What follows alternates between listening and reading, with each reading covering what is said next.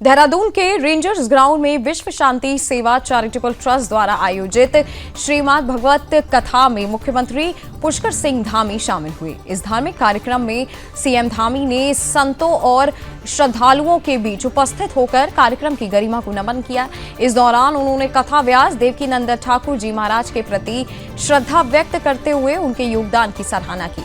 मुख्यमंत्री धामी ने अपने संबोधन में कहा कि श्री भगवद गीता कथा जैसे आध्यात्मिक आयोजनों में शामिल होना जीवन का सर्वोच्च सौभाग्य है।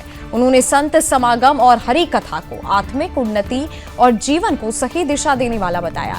साथ ही कहा कि संतों का मार्गदर्शन समाज को सकारात्मक दिशा प्रदान करता है। मुख्यमंत्री ने बताया कि राज्य सरकार सनातन संस्कृति के संरक्षण और संवर्धन के लिए पूरी तरह से प्रतिबद्ध है। उत्तराखंड में धार्मिक और सांस्कृतिक परियोजनाओं को लगातार विस्तार दिया जा रहा है। उन्होंने केदारखंड और मानसखंड के मंदिरों के सौंदर्यीकरण के साथ हरिपुर कालसी में यमुना तीर्थ के पुनरुद्धार कार्य का भी उल्लेख किया। इसके अलावा उन्होंने कहा कि दून विश्वविद्यालय में सेंटर फॉर हिंदू स्टडीज की स्थापना की गई है, जिससे भारतीय संस्कृति, दर्शन और परंपराओं के अध्ययन को बढ़ावा मिलेगा। साथ ही समान नागरिक संहिता और धर्मांतरण विरोधी कानून को उन्होंने ऐतिहासिक कदम बताया, जो समाज में समानता और न्याय स्थापित करने की दिशा में महत्वपूर्ण है।